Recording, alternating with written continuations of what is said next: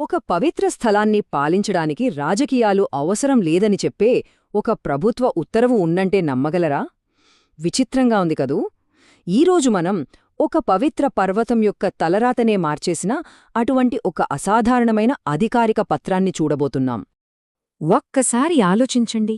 ఎన్నికలు లేని, రాజకీయ నాయకులు లేని ఒక ఆధునిక పట్టణం ఉండగలదా? అసాధ్యమనిపిస్తోంది కదా. కాని భారతదేశంలోని ఒక చాలా ప్రసిద్ధ పుణ్యక్షేత్రంలో ఇదే నిజం. ఇదిగో ఇదే ఆ పత్రం. 2007లో జారీ చేసిన ఈ ప్రభుత్వ ఉత్తర్వు తిరుమల కొండలను మామూలు పరిపాలనుంచి వేరుచేసి ఒక సరికొత్త వ్యవస్థను తీసుకొచ్చింది. అసలు దీని వెనుకున్న కథేంటో ఇప్పుడు చూద్దాం. సరే, మొదటగా ఈ ఉత్తర్వులో ఉన్న అత్యంత ఆశ్చర్యకరమైన అంశం చూద్దాం. అదేంటంటే, తిరుమలను రాజకీయాలకు పూర్తిగా దూరంగా ఎలా మార్చగలిగారు. అంటే ఇక్కడ చాలా క్లియర్గా చెప్పేశారు. తిరుమలలో గ్రామ పంచాయతీగాని, మున్సిపల్ ఎన్నికలుగాని అస్సలు ఉండవు. అంటే ఓట్లు లేవు, రాజకీయ పార్టీలు లేవు. మరి రోడ్లు, నీళ్లు, పారిశుద్ధ్యం ఈ పనులన్నీ ఎవరు చూసుకుంటారు? అదంతా కూడా దేవస్థానం నియమించిన ఎగ్జిక్యూటివ్ ఆఫీసర్ పర్యవేక్షణలోనే ఉంటుంది. అంటే చూడండి, ఇది కేవలం ఒక రూల్ మార్చడం లాంటిది కాదు. ఈ ఉత్తర్వు చట్టబద్ధంగా తిరుమలను ఒక స్పిరిచువల్ జోన్లా, అంటే ఒక ఆధ్యాత్మిక మండలంగా మార్చేసింది. ఇకపై మామూలు పట్టణాలకు వర్తించే సివిల్ రూల్స్ ఇక్కడ వర్తించవన్నమాట. అసలు ఒక ప్రాంతానికి ఇంత ప్రత్యేకమైన హోదా ఇవ్వాల్సిన అవసరమేమొచ్చింది? దానికి సమాధానం వేల సంవత్సరాల చరిత్రలో ఆ 7 పవిత్ర కొండలలో దాగి ఉంది. తిరుమల పవిత్రత వందల ఏళ్ల నాటిది కాదు, ఏకంగా వేల ఏళ్ల నాటిది. ఈ ప్రభుత్వ ఉత్తర్వు కూడా ఇదే విషయాన్ని చాలా బలంగా చెప్తోంది. సుమారు 2000 సంవత్సరాలుగా ఇక్కడ పూజలు ఆగకుండా జరుగుతున్నాయని ఈ పత్రంలోనే అధికారికంగా రికార్డు చేశారు. ఈ పవిత్రత కేవలం గుడికి మాత్రమే కాదు.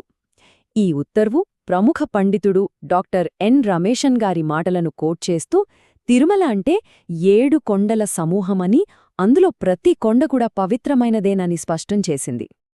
ఈ స్థలం ఎంత ముఖ్యమో ప్రభుత్వానికి తెలుసు అనడానికి ఈ ఒక్క వాక్యం చాలు.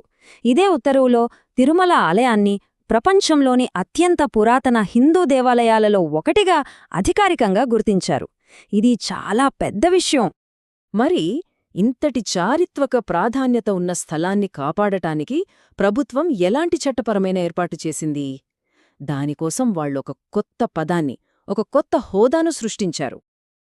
ఈ ఉత్తర్వుతో తిరుమల దివ్యక్షేత్రం అనే పదం అధికారికంగా వాడుకలోకొచ్చింది. ఇది కేవలం పేరుమార్పు కాదు సుమా. ఈ హోదాతో మొత్తం తిరుమల కొండల ప్రాంతానికి ఒక ప్రత్యేకమైన చట్టతరమైన రక్షణ కవచం ఏర్పడింది. ఈ దివ్యక్షేత్రం యొక్క సరిహద్దులు ఎక్కడవరకు ఉన్నాయో కూడా ఈ ఉత్తర్వు చాలా స్పష్టంగా చెప్పింది. శేషాద్రి, గరుడాద్రి నుండి అంజనాద్రి వరకు. ఇక్కడ మనం చూస్తున్న ఈ 7 కొండలు, వాటి చుట్టూ ఉన్న ప్రాంతాలన్నీ ఈ స్పెషల్ రూల్స్ కిందకొస్తాయి. ఇంతకీ ఈ చట్టాలు, రూల్సన్నీ పక్కన పెడితే అసలు ఉద్దేశ్యమేంటి? అది ఇక్కడ రాశారు చూడండి. భక్తులకు స్వచ్ఛమైన, ఎలాంటి లౌకిక ఆటంకాలు లేని భక్తి అనుభూతినివ్వడమే దీని అంతిమ లక్ష్యం అని క్లియర్గా చెప్పారు. సరే, ఈ దివ్యక్షేత్రంగా ప్రకటించిన తర్వాత అక్కడ ఎలాంటి నియమాలు అమలులోకి వచ్చాయి? కొన్ని నిషేధాలైతే చాలా స్ట్రిక్ట్గా ఉన్నాయి. ముందుగా ఆ ప్రాంతం యొక్క పవిత్రతను కాపాడటానికి కొన్ని వస్తువుల వాడకాన్ని పూర్తిగా బ్యాన్ చేశారు. మద్యం, సిగరెట్లు, డ్రగ్స్, ఇంకా మాంసాహారం ఇవేవీ అక్కడ అనుమతించబడవు. నిషేధాలు ఇక్కడితో ఆగిపోలేదు. జంతువధ, జూదం లాంటి కార్యకలాపాలను కూడా పూర్తిగా నిషేధించారు. అక్కడ కేవలం ప్రశాంతమైన, ఆధ్యాత్మిక వాతావరణం మాత్రమే ఉండాలనేదే స్పష్టమైన ఉద్దేశ్యం. ఇక పరిపాలనలో జరిగిన మార్పు చాలా పెద్దది. గ్రామ పంచాయతీకి ఉండే సివిల్ పవర్స్ అన్నింటినీ తీసేసి వాటన్నింటినీ తిరుమల తిరుపతి దేవస్థానం యొక్క ఎగ్జిక్యూటివ్ ఆఫీసర్ చేతిలో పెట్టారు. మనం మొదట్లో అడిగిన ప్రశ్నకు తిరుగులేని సమాధానం ఇదిగో ఇక్కడుంది. ఈ ఉత్తర్వులోని రూల్ నంబర్ 8 చాలా స్పష్టంగా చెప్తోంది. తిరుమల దివ్యక్షేత్రంలో ఎలాంటి ఎన్నికలుగానీ, పొలిటికల్ యాక్టివిటీస్గానీ చేయడానికి పర్మిషన్ లేదు. అంతే, చర్చ అక్కడతో ముగిసింది. చివరిగా, ఈ ప్రాంతం యొక్క ఆధ్యాత్మిక ఐక్యతను కాపాడటానికి ఇక్కడ వేరే మతాల ప్రచారాన్ని ఏ రూపంలోనూ అనుమతించబోమని ఈ ఉత్తర్వు చాలా స్పష్టం చేసింది. సరే, నియమాలన్నీ చూశాం.